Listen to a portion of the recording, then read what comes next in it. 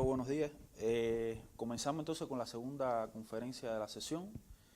En este caso estará a cargo por los doctores César Márquez Beltrán y el doctor Jaime Jesús Ríos Calleja.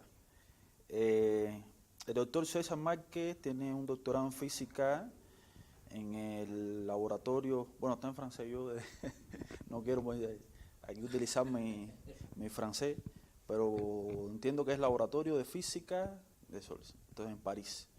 Tiene un postdoc del 2004 al 2006 en el Instituto Francés de Petróleo. Fue investigador del 2006 al 2007 en el Instituto Francés de Petróleo también. Profesor investigador en el Instituto de Física de la UAP desde julio del 2009. Y es miembro del SNI con la categoría 1. El doctor César Márquez Beltrán trabaja en el dominio de materia blanda, en particular en la descripción y el estudio del comportamiento de la interacción de complejos de polielectrolitos desde el marco experimental y simulación por dinámica molecular, síntesis de nanopartículas orgánicas e inorgánicas para aplicaciones en biomedicina, estudio de propiedades viscoelásticas e interfaces líquidas para observar la estabilidad en espumas y emulsiones, estudio experimental de las interacciones intermoleculares de biopolímeros confinados en películas líquidas delgadas usando la técnica Thin Liquid Film Balance, y actualmente colaborador en el Centro Avanzado de Pruebas Analíticas No Destructivas para el análisis de las estructuras internas de materiales orgánicos e inorgánicos por medio de microtomografía computarizada de rayos X. El doctor Jaime Jesús Ríos Calleja tiene una maestría en diseño sustentable en el año 2007 de la Universidad de Auckland, Nueva Zelanda, ¿no? y un doctorado en arquitectura sustentable que lo obtuvo del 2009 al 2013. Investigador asociado C de la Facultad de Arquitectura desde el año 2014. El doctor Jaime Jesús Ríos Callejas trabaja en la línea de investigación de análisis de ciclo de vida y energía encapsulada de materiales naturales y alternativos de construcción, así como en arquitecturas vernáculas y bioclimático, estudiando las propiedades técnicas en los materiales relacionados a su impacto ambiental, sus propiedades térmicas y de confort, así como sus propiedades estructurales. Actualmente lleva a cabo la investigación sobre evaluaciones de las propiedades técnicas de los materiales naturales para la construcción de vivienda de bajo impacto ambiental en el estado de Puebla, y colabora con el Laboratorio de Pruebas No Destructivas del Agua para analizar análisis de muestras de distintas especies de bambúes por la técnica de microtomografía computarizada de rayos X.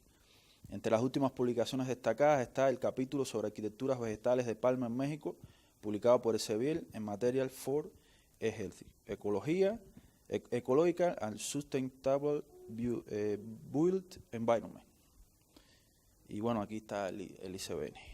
Entonces, muchas gracias por estar aquí, doctor, y les doy la palabra. Bueno, gracias por la invitación. Y esta es una oportunidad, así como lo dice el título, sobre la investigación científica relacionada a un laboratorio que es un laboratorio de pruebas no destructivas.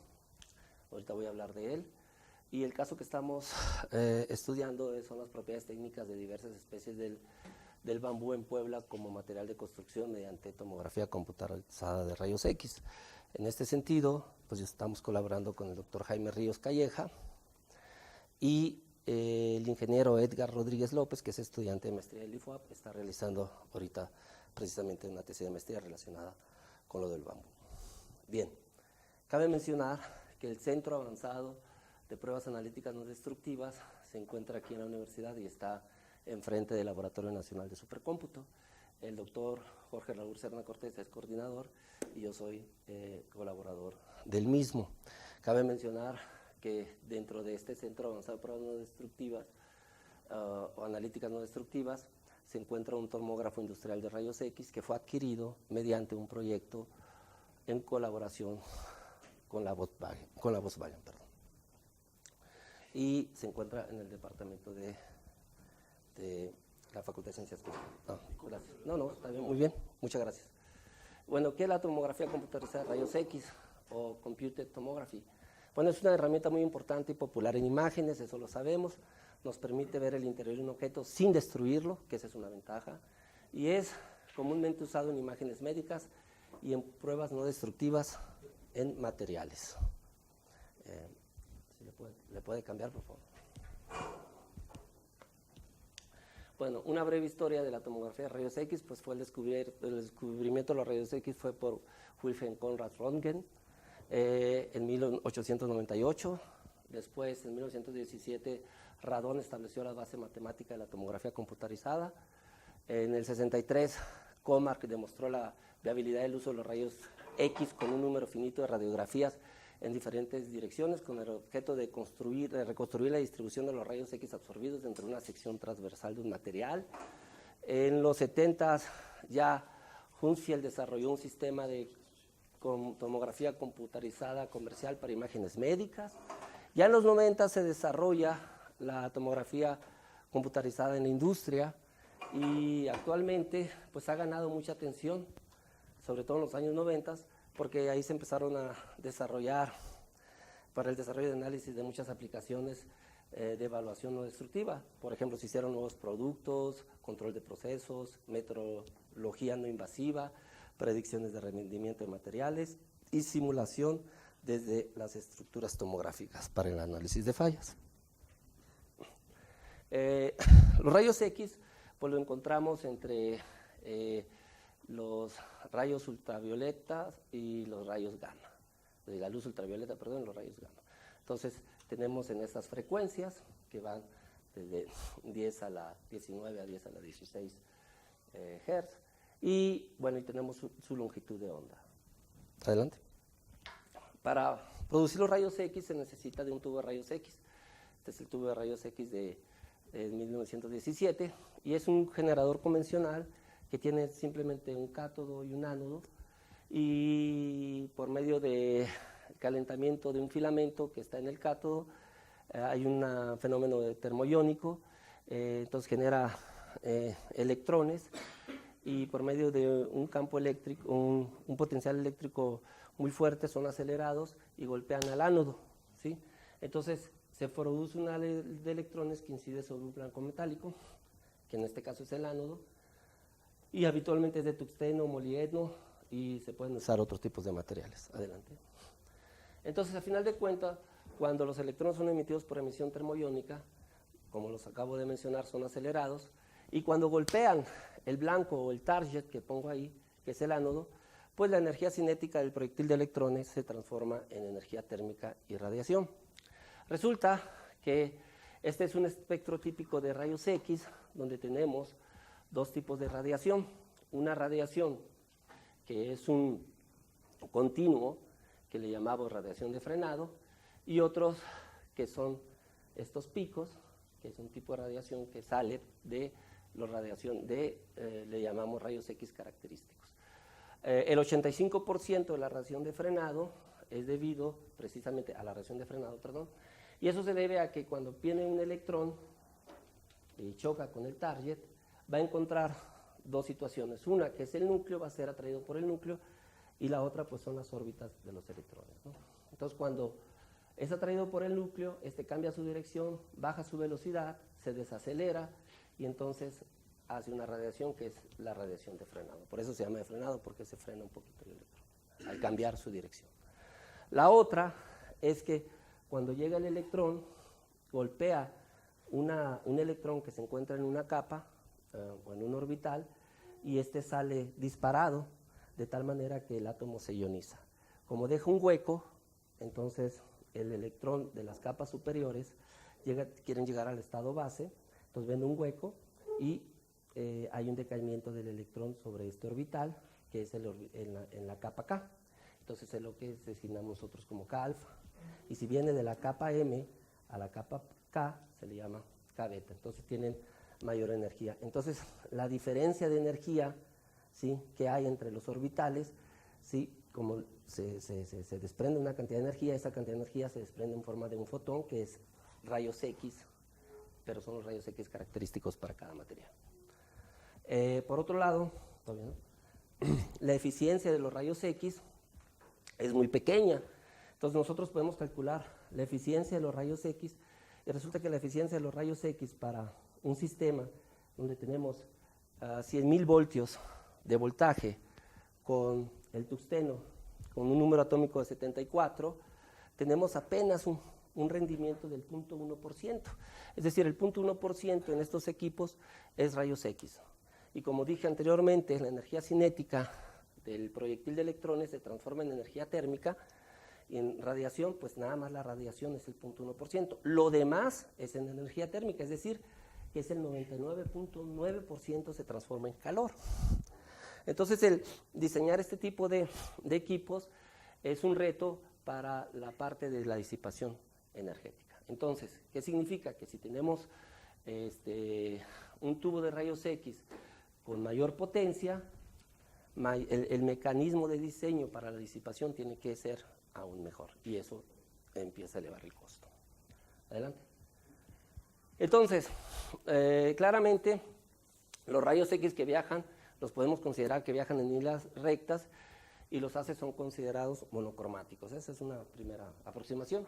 Y al interactuar con la materia, los rayos X se atenúan, es decir, su intensidad decrece, excepto cuando la interacción con el aire, bueno, es decir, que el coeficiente de atenuación del aire es muy pequeño.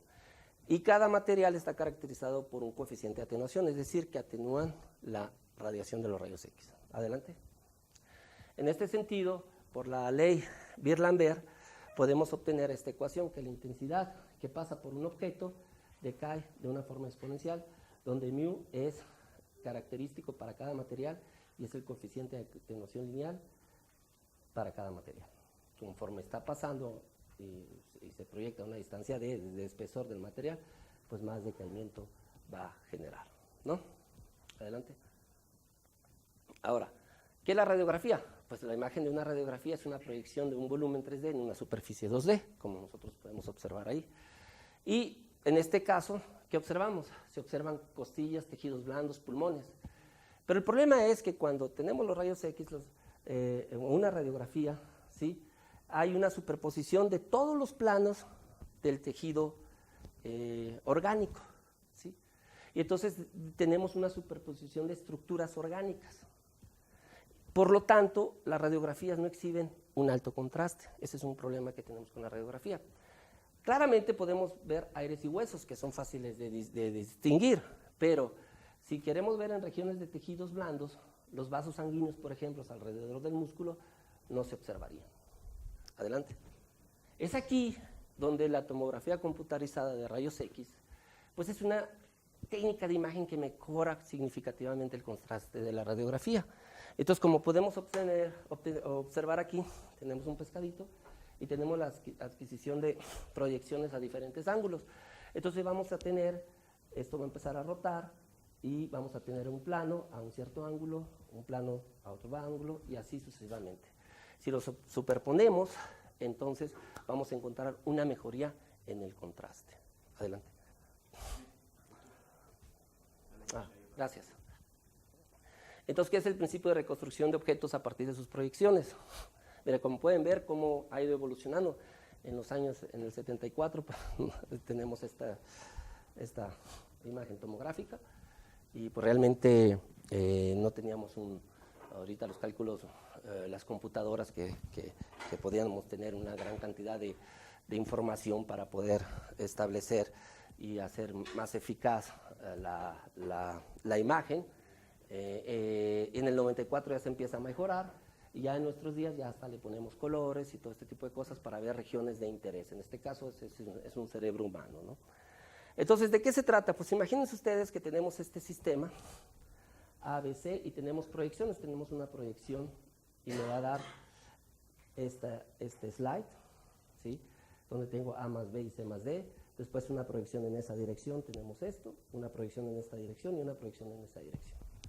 ¿Qué hacemos? Pues ya que tenemos todas las proyecciones, ¿sí?, y todos los planos, pues queremos hacer el problema inverso. Y el problema inverso es regresar de las proyecciones de los planos 2D a reconstruir un objeto en 3D, ¿no? Pero el problema es que vamos a empezar a ver que se van a empezar a superponer diferentes informaciones. Y esto le llamamos la retroproyección, ¿no?, o back projection. Gracias. ¿Cómo se resuelve el problema? Pues tenemos que restar la suma de proyecciones de cada entrada, es decir, los excesos A más B, más D, más C, etcétera, para poder obtener el objeto inicial, ¿no?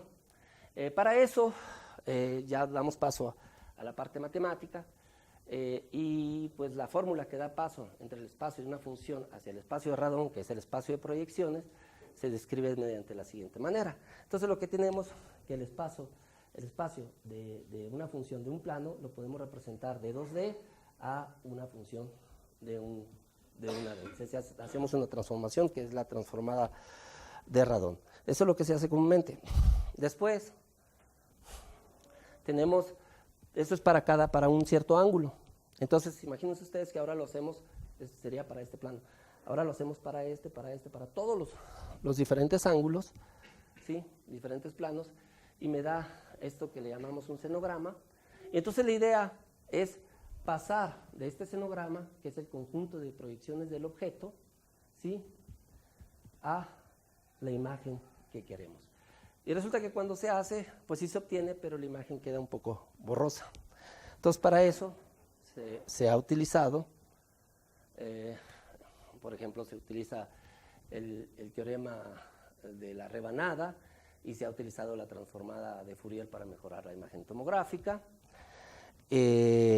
Y lo que se ha obtenido es lo siguiente. Aquí tenemos una proyección utilizando nada más transformada de Radon, y aquí ya adicionando a la transformada de Radon las transformadas de Fourier, y podemos ver que ganamos en contraste, ¿no? Y ya no se ve borrosa la imagen.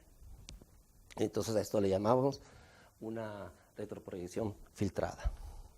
Bien, sin embargo, como comentaba con el doctor Fraguela antes de entrar, hay otros tipos de situaciones matemáticas donde tratan de tener otro tipo de operaciones y de herramientas matemáticas que puedan ayudar a la tomografía, y aquí les dejo una referencia en la cual, pues, si quieren podemos hablar más adelante. Bien, ahora bien, el tomógrafo que tenemos en el Centro Avanzado de Pruebas Analíticas No Destructivas es este que vemos aquí. Esa es la cabina. Adentro de esta cabina están los cañones de rayos X. Entonces aquí nosotros tenemos dos cañones, un cañón de 225.000 voltios y uno de 450.000 voltios. Cabe mencionar que este es el único ahorita en Latinoamérica. El diseño también es particular, es único en Latinoamérica. Entonces tuvimos nosotros la ventaja de tener este proyecto en colaboración con la Volkswagen para adquirir este tomógrafo. Y bueno, la resolución a la que podemos llegar son hasta 3 micras para el cañón de rayos X de 225 y 80 micras para el de 450. Puede soportar muestras de hasta 100 kilogramos, y todo el sistema se encuentra en una cabina asegurada de 8 metros cúbicos con paredes de plomo de 6 pulgadas de espesor. Así que hay mucha seguridad. Es un sistema más o menos de este tipo, nomás que es dual. Aquí hay el otro cañón, ahorita lo van a ver con más detalle. Entonces es de 6 ejes, es decir, que podemos tener X, Y, Z, puede girar y puede rotar, ¿no? ¿Cómo se llama? La plataforma, muchas gracias. Y en esta plataforma se pone la muestra y hasta 100 kilogramos. Bien, más adelante, pues, okay. Entonces ya tenemos la fuente de los rayos X, ahí tenemos un motor, y tenemos un detector de los rayos X. Entonces aquí es donde ya se van a empezar a observar las imágenes. Y todo esto empieza a rotar. Entonces cada ángulo va a generar una imagen radiográfica que después se va por modelos matemáticos y por software que nos proporciona la misma compañía. Podemos hacer la reconstrucción tridimensional. Entonces aquí lo digo, desarrolla algoritmos matemáticos para el análisis de imagen. Y aquí pues ya lo vemos desde otra perspectiva, ¿sí? Es una cabina bastante amplia donde es cómodo trabajar en ella. También Pues obviamente, ¿para qué se ha utilizado? Para ver fallas de materiales que a simple vista no son identificadas y que generalmente se estudian mediante la destrucción del material. Entonces, hay que mencionar nuevamente que este tipo de equipos es para situaciones de pruebas no destructivas, ¿no? ¿Detecta cracks esto? Claro, ahorita voy a presentar. Precisamente detecta crack, detecta porosidad, detecta todo aquello que, la composición también, pero todo aquello que, cómo está compuesta la estructura, ¿no? Ahorita voy a dar unos ejemplos. Aquí tenemos, por ejemplo, un pedazo de concreto asfáltico de una compañía, y ya esta es la representación que se da en la parte de la imagen de cuando pasan los rayos X, ¿no? Y bueno, y aquí se coloca la pieza, como ya lo había mencionado.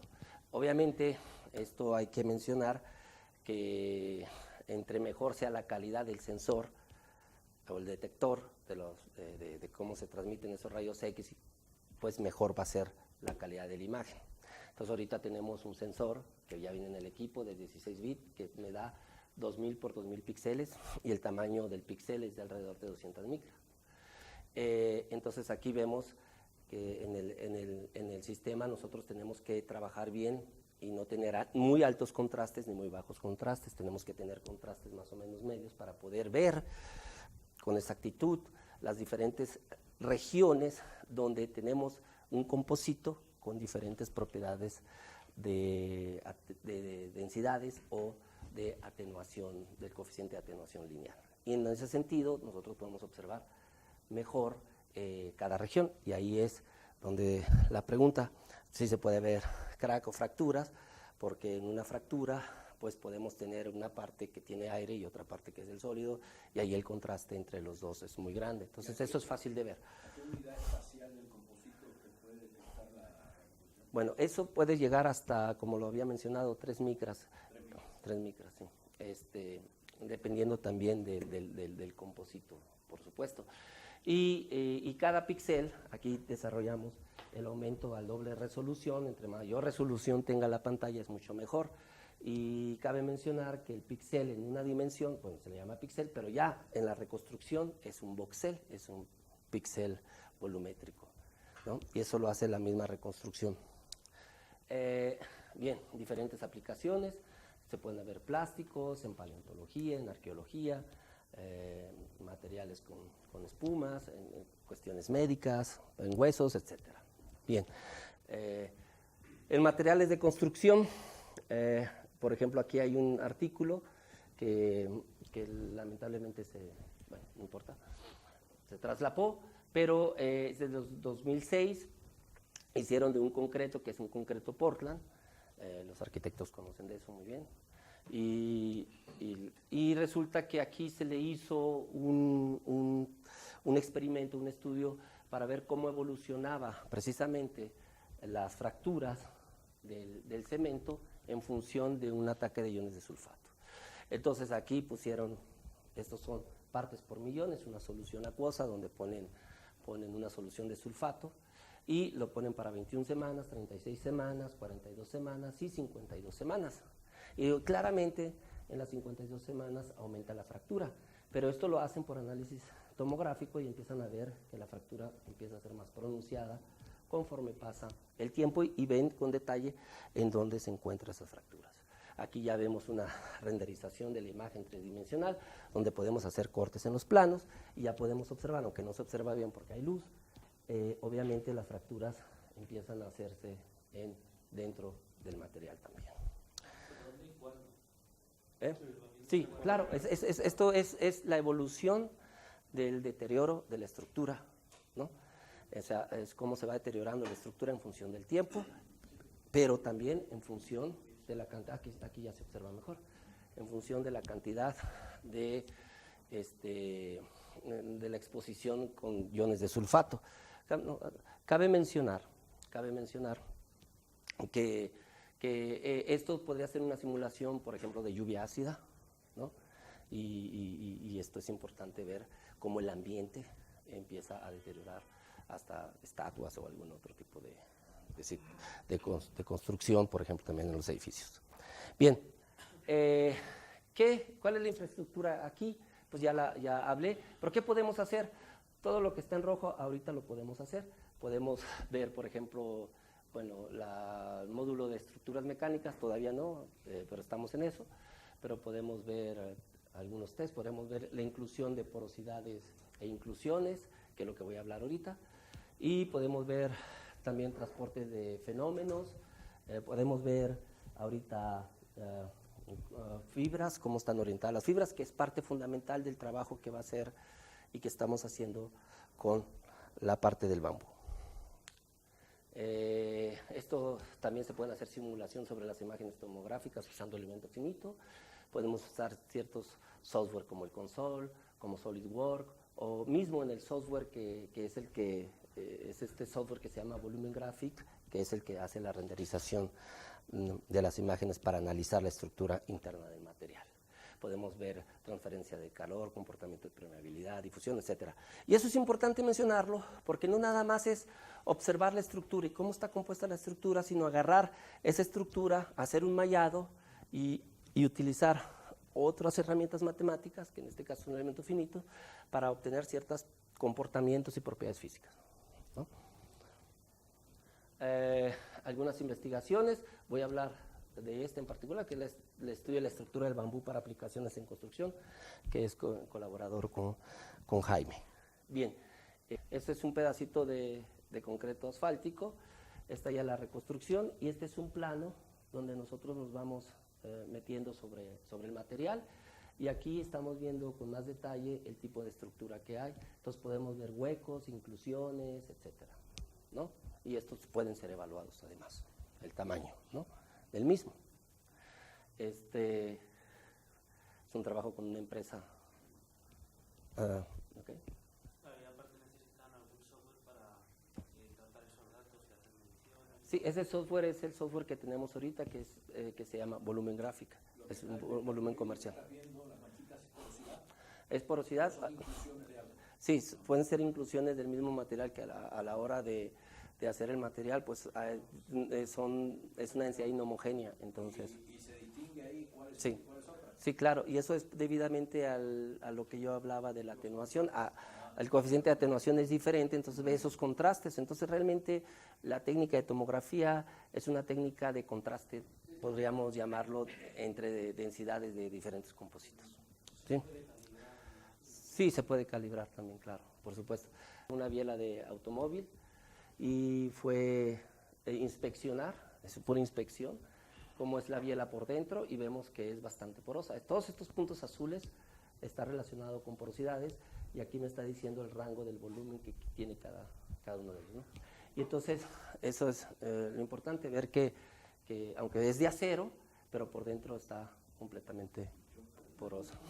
Aquí tenemos, por ejemplo, y está Angie Takuma, que es una estudiante que está haciendo ahorita el doctorado en la Facultad de Ciencias Químicas sobre precisamente esto que son cerámicos. Entonces, aquí lo que hicimos es la representación de un plano, otro plano y otro plano, XY, YZ, ZX, si lo quieren ver, y aquí está ya la reconstrucción. Si les das. ¿Qué nos permite ver? Como lo acabamos de ver, tenemos una serie que está muy poroso, ¿no? Aparentemente. Entonces, si le das, ¿qué podemos hacer? Pues si nos acercamos, vemos el tamaño de la porosidad, etcétera. Y aquí viene la respuesta a la pregunta que me hizo su compañero. ¿Yo qué podría ver? Pues podría ver cómo se está distribuyendo la porosidad y el tamaño del poro. Aquí vemos el tamaño del poro, cómo se distribuye, ¿no? Desde punto 1 el más largo hasta punto 5, y el número pues va disminuyendo. Si les das, también otra cosa que podemos observar es, por ejemplo, la esfericidad de la misma, cómo va llegando a ser más esféricas a pequeños radios, y cuando los radios son mayores pierde su esfericidad del poro. Entonces, ese tipo de análisis ya lo podemos hacer claramente en el tomógrafo. Y parte del estudio es ahora hacerlo, pero con fibras con el bambú, para ver la estructura del bambú, obtener precisamente por medio de esta técnica la densidad del bambú o el perfil de densidades de bambú que podamos tener. Bueno, pues aprovecho, muchas gracias por la invitación. Comentar algunas cuestiones, ¿no?, que a lo mejor conectan. Esto es pues una técnica gráfica que ya se explicó bien y todo lo que se puede deducir a través de aplicar otros modelos, a través de programas, ¿no? De alguna manera nosotros colaboramos por la necesidad de conocer más respecto a un material con aplicación arquitectónica y por la falta de estudios que existen. Entonces también es una oportunidad. Quiero comentar que entiendo que es una técnica muy nueva. O sea, tenemos la imagen primera de los 70s, ¿no?, y a partir de ahí cómo ha ido evolucionando, y creo que todas estas evoluciones o este futuro del que se hablan aquí, estos problemas, pues van encaminados a ser mejores, ¿no?, conforme va pasando el tiempo, ¿no? Pero de alguna manera, sí, creo que es la otra. Pero de alguna manera a nosotros nuestro interés es diverso sobre cómo podemos analizar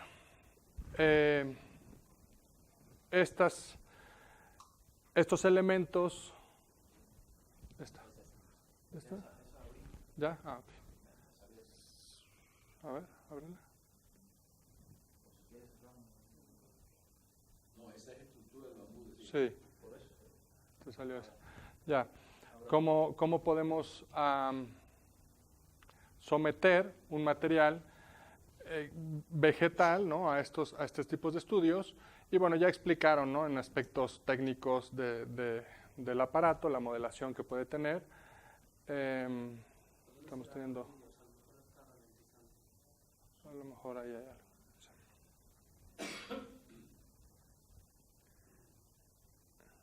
Sí, ahí si quieres. Y bueno, pues básicamente aquí me corresponde más un poco como explicar las cuestiones menos científicas quizá, pero también la necesidad de investigar sobre un material en términos de nuestra área, ¿no?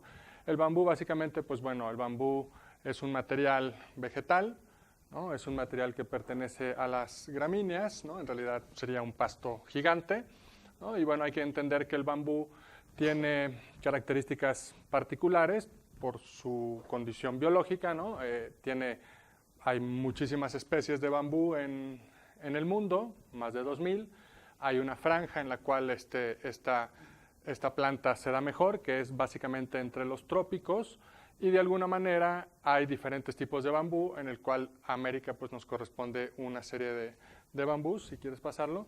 Hay que saber que el bambú, pues bueno, es irregular, es cónico, es orgánico, no es una pieza que tiene un estándar y unas dimensiones perfectas como por decir un PVC, ¿no? Entonces eso tiene retos distintos para medir desde el punto de vista de la construcción. De alguna manera, bueno, tenemos lo que ya dije, ¿no? Es una planta que crece muy rápido, es una planta que como bien se da en los trópicos y en el mejor de los casos en un clima húmedo, puede llegar a crecer mucho, hasta 40 centímetros en un día. Es una planta que por su anatomía absorbe mucha agua y logra una fotosíntesis muy rápida, ¿no?, de raíz a la hoja. Entonces logra crecer muy rápido en condiciones óptimas.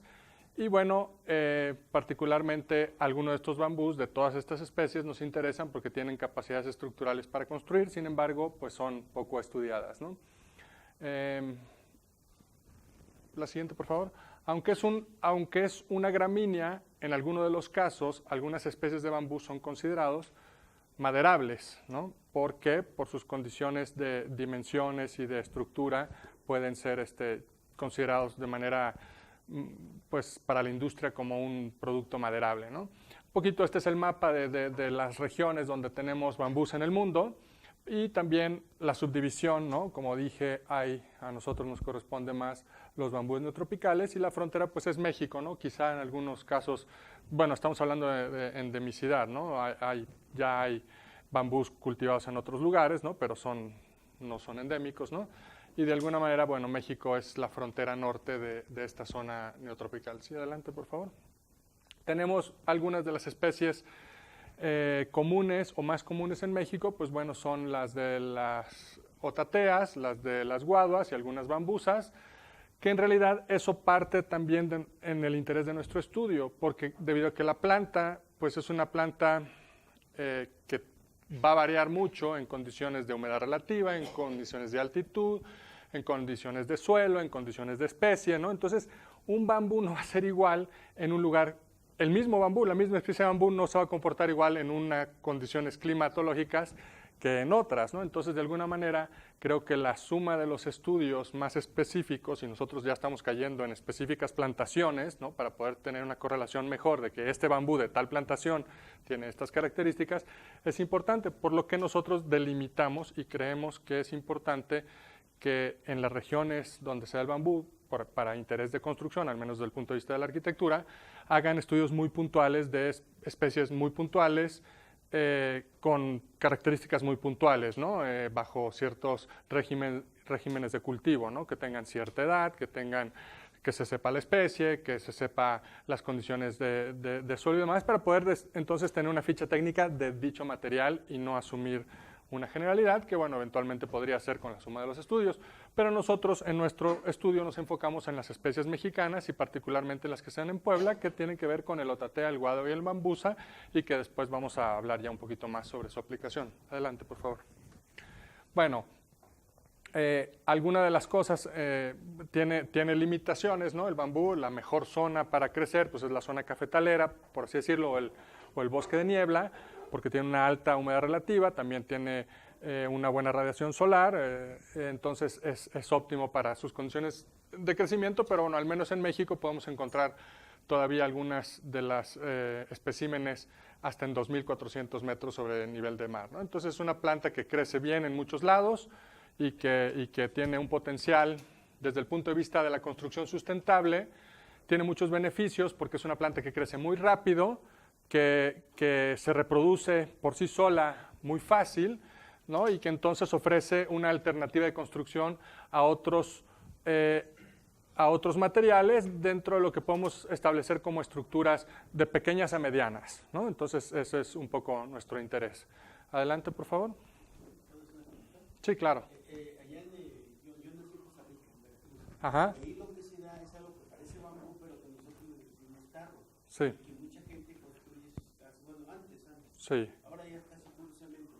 Pero antes se construían las casas con tarros. Sí. Y duraban así años y felices. Claro.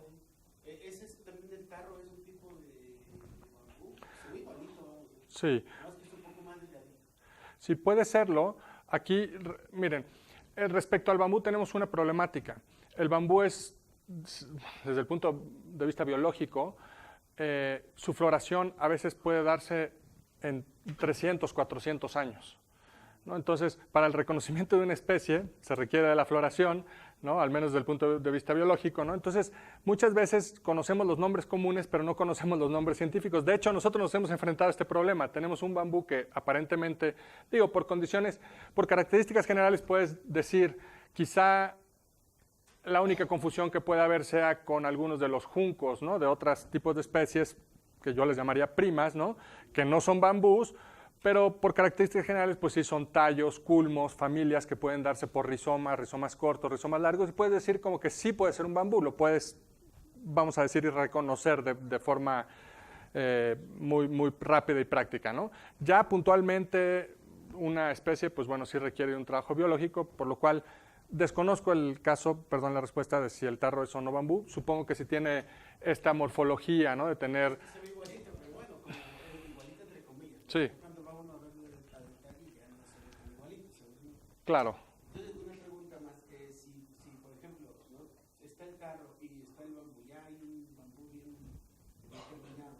El tarro, haciéndole algunas pruebas tomográficas, Sí. por ejemplo, que midiera yo la porosidad, Claro. algunas características adicionales, podríamos entonces tener una clasificación más en términos de características físicas, digamos. Sí, física sí, totalmente. Y algunas otras propiedades que ustedes deben entonces decir, miren, ya resolvimos este problema. Claro. Podemos clasificarlo.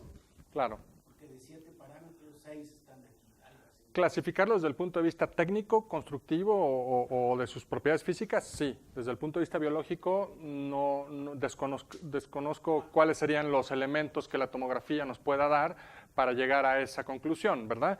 Yo no creo que tenga yo esta respuesta. Exactamente, ¿no? Pero desde el punto de vista técnico y de sus propiedades físicas, sí podríamos. Cabe decir que, digo, dentro de estas gran familia de las gramíneas, ¿no? Que tenemos 2000 especies, a lo mejor el área, la zona en donde más, curiosamente, la zona en donde más bambús o especies de bambúes hay en el mundo es América. Tradicionalmente donde más lo usan es en Asia, pero América tiene un potencial de trabajo con el bambú muy amplio por ello, ¿no? De las cuales obviamente de ahí vamos reduciendo el abanico porque al menos, o más bien limitamos a los bambús que tengan características constructivas y ya llegamos a 20, 30, ¿ok? Por sus características físicas, ¿no? Sin embargo, regresando al punto, creo que relacionado a nuestro interés es que es una planta que tiene un potencial de ser un producto maderable con un potencial sustentable o un beneficio ambiental sobre el medio ambiente relacionado a otros impactos que generan otros materiales, ¿no? Sin embargo, está subestudiado, ¿no? Entonces, esto es un poco nuestro interés sobre este bambú. Bueno, cabe decir que la ONU lo ha designado por sus muchos diversos usos y por todas estas condiciones que hablo de crecimiento y de reproducción y de diversidad de posibilidades que tiene, pues la planta del milenio, ¿no? Se puede comer, se puede hacer fibra, se puede hacer papel, se puede hacer hilo, se puede hacer casas, artesanías, una serie de productos muy diversos con dicho material y con los posibles compuestos derivados de este material también, ¿no? Y ahí hay, creo que, una oportunidad de estudiar mucho esta planta. Adelante, por favor.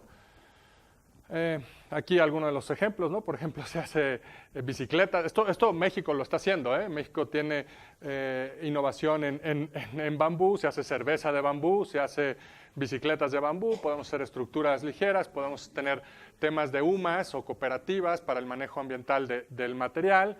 Entonces, bueno, tiene una gama increíble de posibilidades, ¿no? Adelante, por favor. Bueno, la definición, ¿no? De alguna manera, el guadua es uno de los mejores materiales o dentro de las mejores familias de bambús para construir y es más común en Colombia, Ecuador, Perú, Venezuela, aunque en México tenemos especies particulares de guadua. Uno de ellos es el guadua olmeca, que se da en la zona de Tabasco.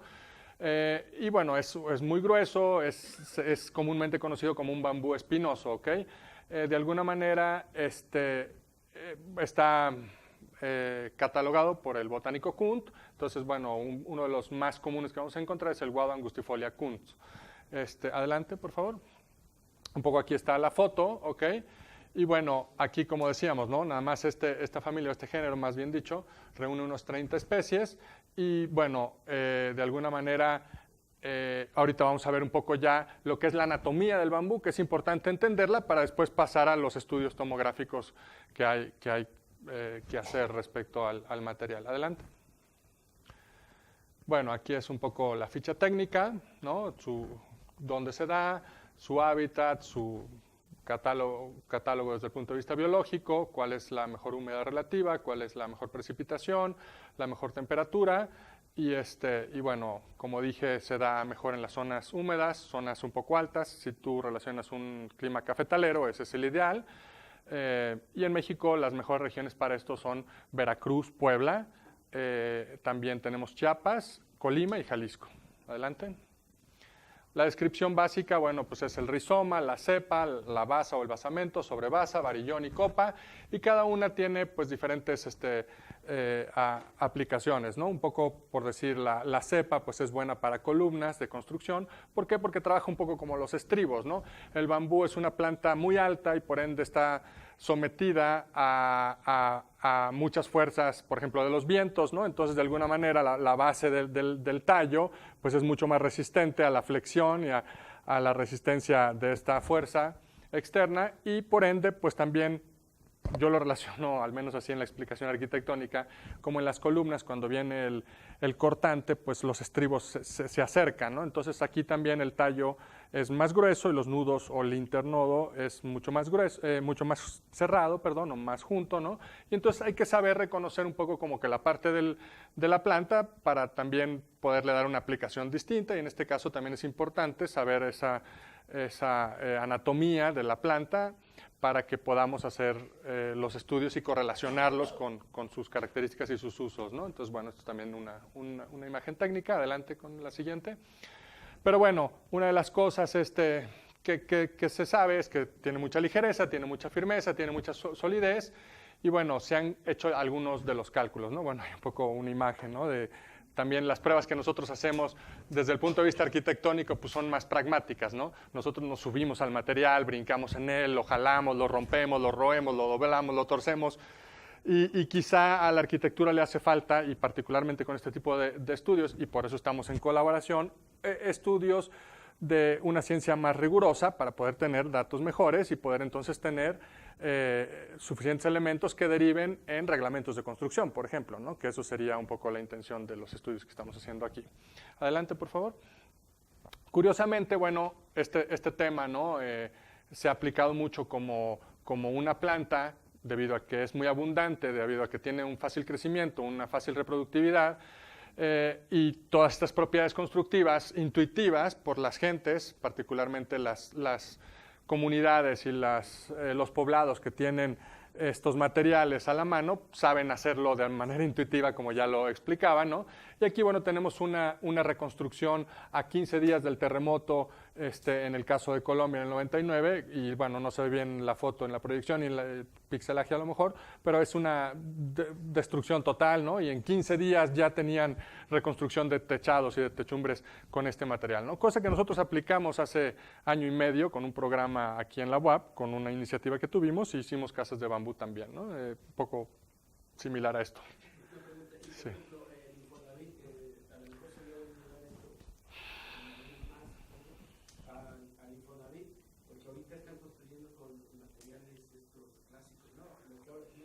Claro, block y demás. El chip, por ejemplo, lo hacían con madera y Sí. bambú. Pero estas como el estatus ahora el cemento.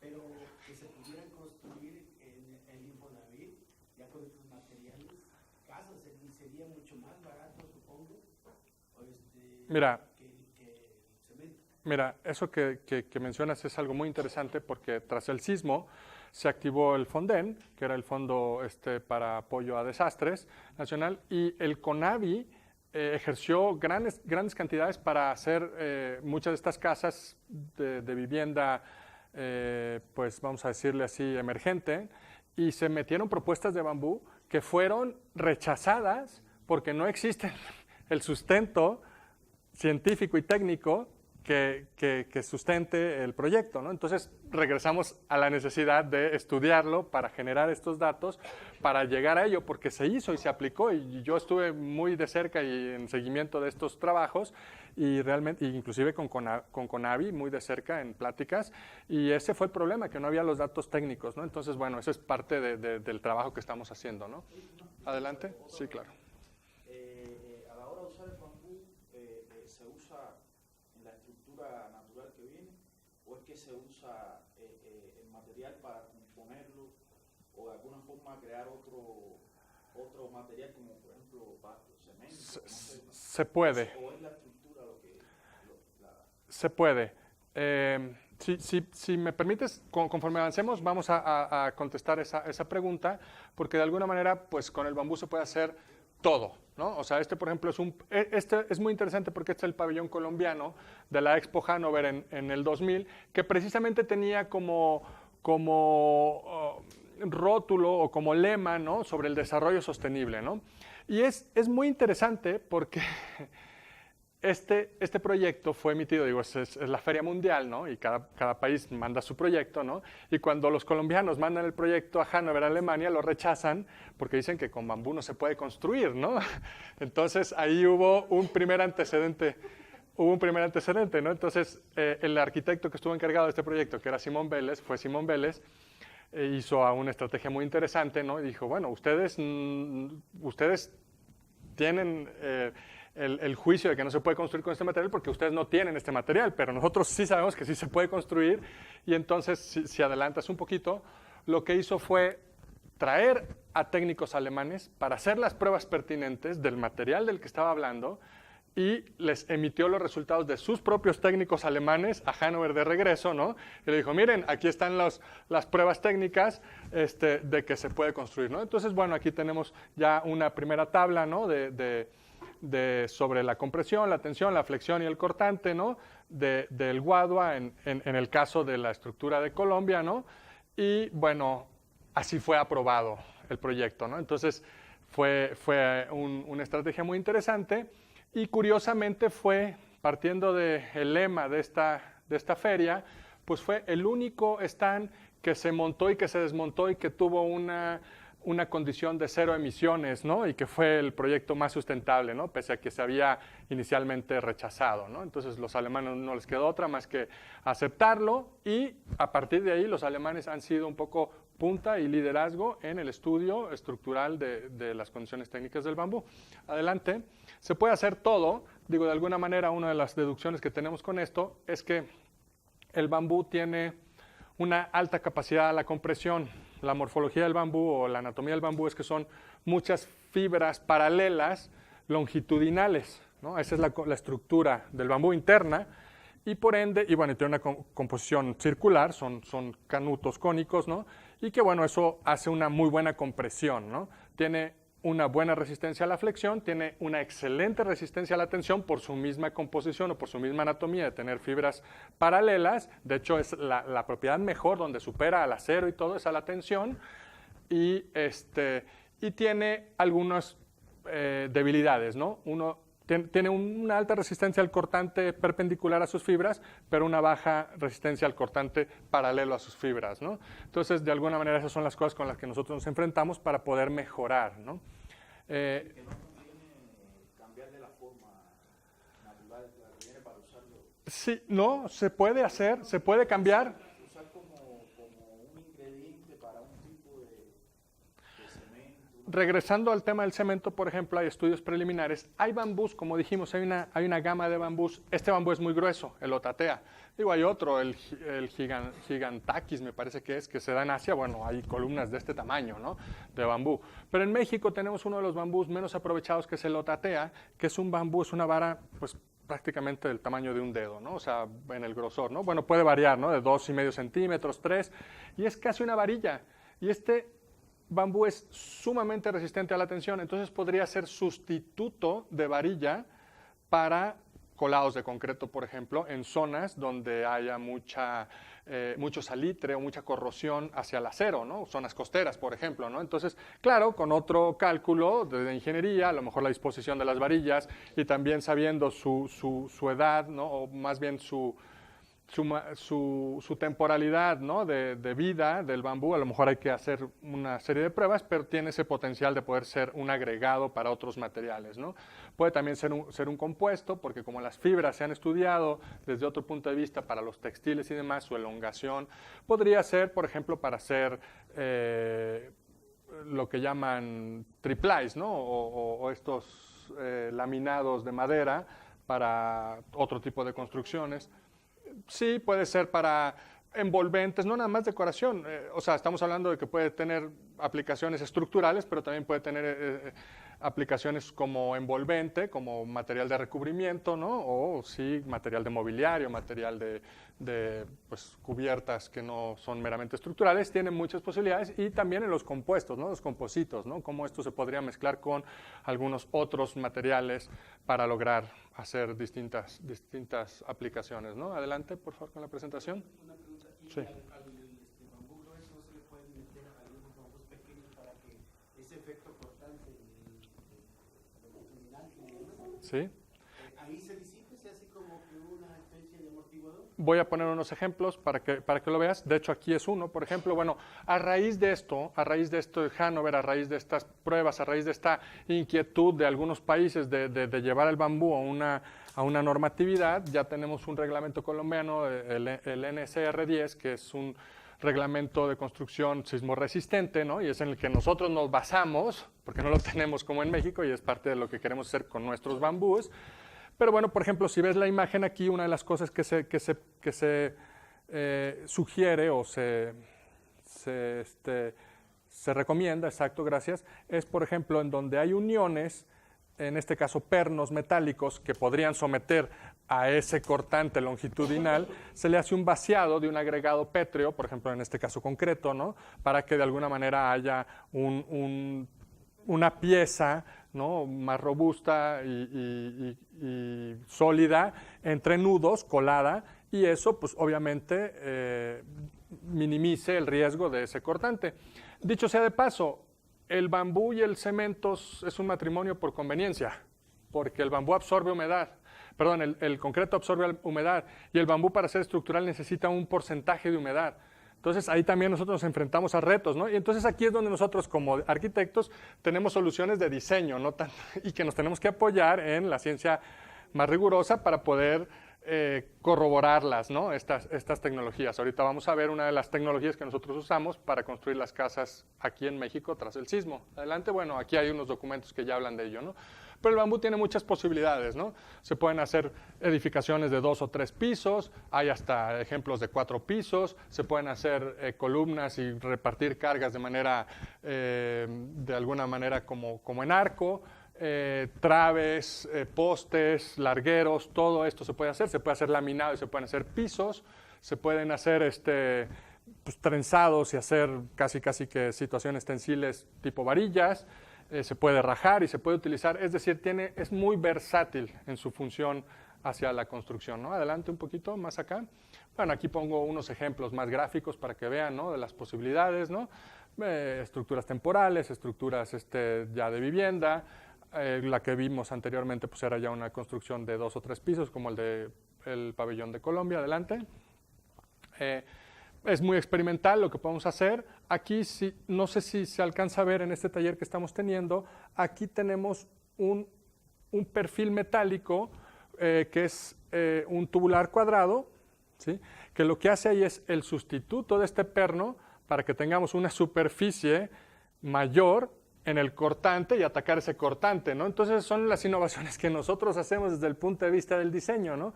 Este perfil lo perforamos, le ponemos una solera metálica para reforzarla y a través de eso pues ponemos el perno que une 2 piezas, ¿no? En forma de T, por ejemplo, ¿no? Y estas son las cosas en las que nosotros pensamos que como arquitectos debemos trabajar en colaboración, porque estudiar el material por sí solo o aislado, pues nos da una información, pero estudiarlo con la tecnología constructiva y con las diferentes propuestas de diseño, pues nos va a dar una mejor respuesta sobre sus posibilidades, ¿no? Técnicas constructivas. Entonces, adelante, ya vamos a llegar a la tercera etapa. Digo, aquí, bueno, se han hecho algunos autores que tenemos aquí, han hecho ciertos estudios de comparación, ¿no? Con el concreto, con el acero, con la madera, y el bambú sobre su compresión y su rigidez casi en todos, pues bueno, el bambú es muy alto, entonces tenemos algunas de las cuestiones que ya existen hechos con pruebas destructivas. Entonces ahora nosotros queremos correlacionar, hablando de lo que yo dije al principio, necesitamos hacer estudios puntuales de especies puntuales, edades y regiones específicas y hacer conclusiones que pueden ser un poco respondiendo a la pregunta que surgió anteriormente, estudios comparativos, ¿no? Tener estudios destructivos y estudios no destructivos y hacer una correlación de la información que puede derivarse de ello. Adelante con la siguiente información. Aquí, bueno, estas son casas que hicimos para el sismo en la Mixteca. La estructura fue de bambú. Básicamente, aquí está la tecnología de las que les hablaba, ¿no? Tenemos este tubular cuadrado que hacía una mejor forma estructural. Tuvimos una serie, aquí se ve a lo mejor un poco como una foto más, tuvimos placas para hacer mejores uniones, entonces también para hacer una construcción más rápida y eficiente, pero lo hicimos todo de forma pragmática, basándonos un poco en las recomendaciones de la ficha sismorresistente colombiana, básicamente, ¿no? Pero no tenemos y queremos llegar a ello, a los estudios técnicos para poder lograr derivar recomendaciones más técnicas que puedan derivar en un reglamento de construcción, por lo menos contribuir a ello, ¿no? Adelante con la siguiente. Esto es un poco ya regresando a la tomografía. ¿Qué se ha hecho? Hay estudios de bambú, pero generalmente son estudios de bambú desde el punto de vista biológico, las invasiones de plagas, lo cual es interesante para nosotros también. Sí, el bambú es poroso. Cuando tú lo cortas en una sección, lo que se ven son muchos popotillos. Estos popotillos lo que hacen es que puedan tener este paso o esta succión de agua desde las raíces hasta la fotosíntesis en las hojas de una manera muy rápida, ¿no? Por eso crece muy rápido. Y eso nosotros sabemos que tiene una presión medida, y con eso nosotros, diferente a la madera, se puede tratar de una manera muy eficiente inyectándole una solución. Entonces, al bambú se le inyecta una solución para poderla hacer inmune a la plaga y una mayor resistencia al fuego y una mayor resistencia también a la humedad, ¿no? Entonces, el bambú es muy fácil de tratar, eso tiene esa ventaja.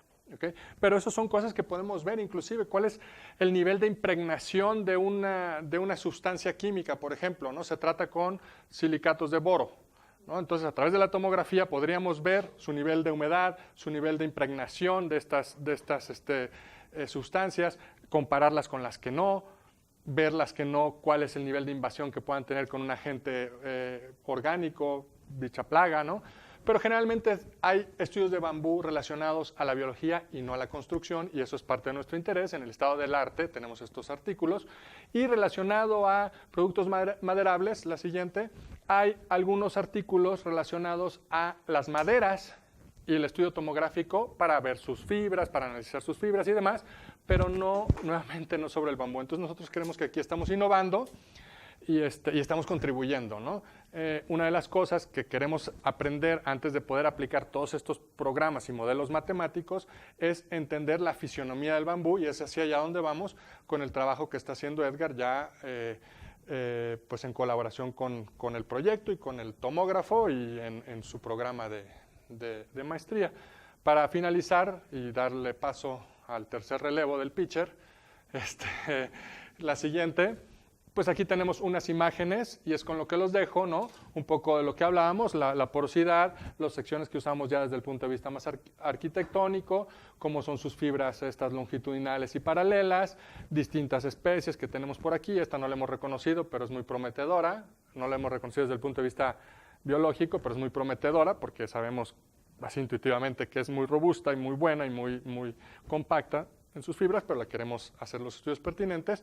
Y bueno, ya la parte del protocolo y un poco como lo que se va a hacer, particularmente en el bambú y todo, en relación al tomógrafo, se lo quiero dejar a Edgar para que él también exprese su protocolo de tesis y esta parte colaborativa del proyecto. Sí. Sí, qué buena pregunta, porque hubo un sismo después. Entonces me llamó el presidente municipal. Y yo dije, híjole, no, ya estaba yo sudando, ¿no? No, exacto, me dijo, sus casas están en perfectas condiciones, los usuarios están felices, y ya empezaban a llegar más gente, oye, ve, porque es que a mi abuelita también se le dañó su casa y demás. Entonces, no hay mejor prueba que esa. Cuando volvió a temblar fue la mejor prueba, nos llamaron, dijeron, las casas están en perfecto estado, eso fue muy bueno, ¿no? Saberlo. Y bueno, sí tenemos ahorita un proyecto de investigación muy ajeno al tomógrafo, de dar seguimiento a estas viviendas y también de hacerles análisis, que va un poco con mi línea de investigación también, sobre su confort térmico, luminosidad, temperaturas y demás. ¿Tener mejores propiedades térmicas que los de cemento? No necesariamente, porque puede tener muchas fugas y eso son parte de las fracturas que podemos ver en el material. Pero hay formas de mejorar esto. El material se puede usar en conjunto con otros materiales que entonces, por ejemplo, el bambú contribuye con la parte estructural y la tierra, por ejemplo, con la parte térmica, ¿no? Entonces ahí tiene para muchos avances de cómo las técnicas arquitectónicas se pueden someter a estudios diversos en estos muestreos y lograr tener pues ya óptimos productos, ¿no? Te escucho muy enfocado y tal vez muy importante en este asunto de la resistencia a los sismos, pero no sé si tienes un seguimiento. En la zona que están estas casas, porque luego hay zonas, bueno, no sé, dependiendo de la zona que están, donde la cantidad de plagas puede ser impresionante. Claro. O que son muy frías, entonces también eso están haciendo un seguimiento, ¿cómo está la gente? Regrésale ¿Cómo una. van las casas? Y si no han tenido Más, problemas dos. nosotros. Acá, una adelante. Estas son las casas que nosotros hicimos. Las casas que nosotros hicimos un diseño en conjunto colaborativo, muy express, la verdad, porque fue un taller muy express con ellos, pero también con un grupo de estudiantes y dos universidades, bueno, un instituto, el Instituto de Estudios Superiores y la UAP. Hicimos al final un híbrido. El bambú es la contribución estructural al proyecto, ¿ok? Pero las casas se usaron con tarimas de confinamiento, los muros, y ahí se reciclaron desde botellas PET, como se ve en la foto, como, sí, y muy térmicos, porque son una serie de espacios de aire, ¿no? Y se utilizaron reciclados de arcillas y de barros de demolición, y de la demolición, de casas en demolición, porque aquí hubo dos problemas, bueno, tres. Uno, el daño estructural, obviamente, y la demolición, y la disposición de ese material. Entonces estaban dañando ya nuevas barrancas, ¿no? Estaban tirando el escombro sin ninguna regularización. Entonces nosotros, a manera de lo posible, lo que pudimos fue reciclar esos agregados, y muchos de los agregados que lleva el concreto, pues en vez de importarlos, pues usamos los mismos agregados de escombro para cimentación, para pisos firmes, para rellenos de muros, y hicimos un híbrido, ¿no? Entonces el bambú fue un poco como la estructura, lo que resiste en términos sismo resistentes, pero ya la condición térmica la dimos con estas tierras, con estos materiales más maderables, con ciertos acabados, recubrimientos, ¿no? Pero sí la idea es, estos bambús por supuesto están tratados, la idea es darle seguimiento en todos sus aspectos a estas viviendas durante una periodicidad pues amplia, ¿no? 5, 10, 15, 20 años, mejor, y poder tener conclusiones respecto a ello. En el caso del bambú, el interés particular es sobre aspectos estructurales, por sus condiciones físicas, pero sí hay una diversidad de materiales ahí para abordar. Bueno, como ya mencionaron los doctores, el estudio de la estructura del bambú, utilizando microtomografía computarizada, nace de que no se han hecho estudios previos, pero se ha dado la idea de que puede competir a nivel internacional con el hierro y con el cemento. Bueno, ya se mencionó que es para solucionar problemas ambientales, pero se están buscando nuevos materiales de origen natural o biodegradable. Estos son algunos ejemplos que ya se mencionaron y bueno, para los cuales sirve. De los géneros más importantes son 5 en México, que son Guadua, Aquaeleata. Tiene la característica que puede llegar hasta 25 metros de altura y un diámetro de 25 centímetros. Nosotros nos vamos a enfocar en determinar la densidad para obtener datos que nos permitan obtener las propiedades térmicas y mecánicas. Y bueno, uno de los problemas que encontramos en este estudio es que la densidad varía en función de la posición y de la orientación. Y como es un sistema heterogéneo, pues dificulta realizar los análisis propios. Nos vamos a enfocar en un estudio de estas especies, la misma familia, y bueno, es el nombre común, y mediante la tomografía de rayos X.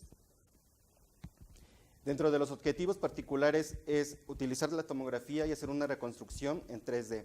De las imágenes obtenidas vamos a determinar lo que es la distribución de porosidad, disposición de huecos, porosidad media y fracción de volumen. ¿Y eso no tienen todavía nada? No. De lo que está, de este estudio de porosidad, bueno, ya hay registros para núcleos que se pueden hacer y se puede hacer estudios de saturación de fluido. Y esos estudios de saturación de fluido se puede inyectar gas o aceite, para lo que estaba mencionando. Y se puede utilizar la ecuación de difusividad o la ecuación de continuidad. Y bueno, en este caso, para la tomografía solamente estamos viendo los espacios de porosidad. Esta es una sección en el cual vamos a hacer la estructura y bueno, se ve claramente que son las capas del sistema fibroso y varían, ¿no? ¿En qué se ven ahí como entrelazadas? Sí. Entonces, lo que vamos a determinar es el perfil de densidades, bueno, en 3 direcciones, longitudinal, tangencial y radial. Y bueno, y vemos cómo varía la dirección digo, la densidad entre lo que es el nudo y lo que es en la parte media, el internudo. Estas son algunas características del bambú. Bueno, como ya mencionamos, las partes donde está más gruesa es los nudos. Hay una parte que es como una película delgada, que es el diafragma, y bueno, entre nudo y nudo está el entrenudo. Como ya mencionó el arquitecto, estas son las diferentes partes del bambú, y nosotros nos vamos a enfocar en el estudio de lo que es donde está varillón, que es la base apical, media y la basal. Y bueno, estas son igual lo del bambú. Aquí es una imagen tomográfica en el cual varía, y aquí vamos a analizar cómo varía la densidad en la dirección radial. Se han realizado estudios en el cual la densidad es más grande en la parte externa que en la parte interna. Y ahorita vamos a analizar por qué. Estas son las partes del bambú, en el cual los clasificamos con haces vasculares, parénquima, el 2, los 3, los vasos vasculares, que son los que mencionó que son como los tubos capilares que conforman el bambú. Esto también en biología tiene otro nombre, que es metaxilema, xilema y bueno. Dentro de las propiedades mecánicas, aquí algo que es muy importante es el contenido de humedad y el porcentaje de absorción. Calculando este contenido de humedad y porcentaje de absorción nos permiten determinar si este material si tiene un bajo porcentaje de humedad, nos permite saber si este material es adherible a otro, y entre menos contenido de humedad tiene mayor resistencia. Bueno, y la resistencia pues tiene esas características con las cuales se menciona, hay condiciones de crecimiento desde un principio en el cual evita plagas. El estado de madurez los clasificamos de acuerdo a su edad, puede ser joven, maduro y sobremaduro. Joven estamos hablando de un rango de 0 a 3 años, de 3 años a 6 años es joven, y maduro y sobremaduro es de 6 años en adelante. Con estas ecuaciones podemos determinar las características, resistencia a la ruptura, módulo de elasticidad, contenido de humedad, porcentaje de absorción y densidad aparente. Estas dos propiedades las podemos determinar con pruebas destructivas, pero bueno, en general las 5, pero con la tomografía pues lo que tratamos es de que no se destruya el bambú y que lo podamos seguir utilizando para otro tipo de pruebas. Este es el equipo con el que se va a hacer las pruebas destructivas para determinar la resistencia. ¿Eso lo tienen aquí también? En el instituto tenemos un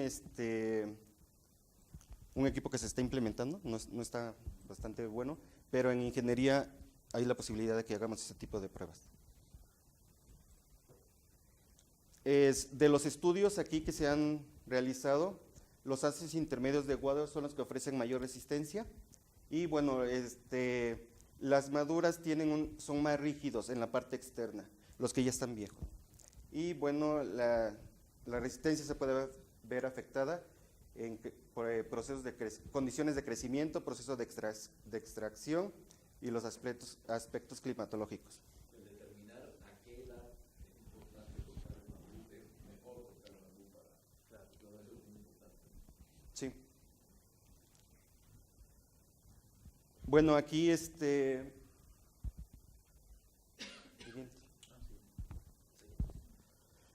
aquí lo que hicimos es seleccionar 3 bambús, guadua, ocotate y oldami, y bueno, necesitamos hacer una correlación matemática para determinar las densidades del bambú, y conocemos la del agua y la del propileno, y vamos a correlacionar estos mediante la ecuación bueno, así es como colocamos la muestra, y bueno, el haz de rayos incidente, aquí está el detector, y bueno, atraviesa la muestra. Estos son los diferentes cortes del bambú que tendríamos que hacer o separar cada imagen mediante ciertos planos para que podamos analizar la densidad en dirección radial, longitudinal y transversal. Esta es una imagen de la tomografía en el cual podemos ver diferentes cortes. La parte izquierda es la parte de arriba, esta es la parte derecha y esta es la parte de enfrente. Y aquí es una reconstrucción de la imagen en 3D. Esta es para el agua, para el propileno y para el guado. ¿Sí? Tenemos el otate y como vemos aquí, se ven las diferentes orientaciones y los haces vasculares del bambú. Aquí vamos a correlacionar mediante la ecuación de atenuación lineal, que es la intensidad, la vamos a relacionar con el nivel de grises, que es un tratamiento que se le da a la muestra y la tenemos en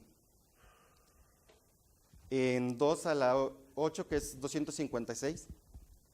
Y bueno, entonces esa ecuación la vamos a correlacionar con los niveles de grises y nos da un logaritmo natural de la escala de grises y lo podemos correlacionar con el coeficiente de atenuación. Y bueno, estos son algunos resultados preliminares que hemos tenido, en el cual mediante el tratamiento que le damos a la imagen, podemos graficar lo que es la escala de grises con la posición, y una vez que tenemos esa gráfica, normalizamos. Y esto nos da diferente posición con respecto a diferentes valores con respecto a la posición. Eso es para el propileno y para el agua. Para el otate, para el guadua y el oldami. Y con esto vemos la diferencia que hay entre las densidades del bambú. A pesar de que pueden ser de la misma familia, la posición de los haces vasculares hace que se diferencie la densidad de la estructura. Y bueno, de mi parte, pues esto.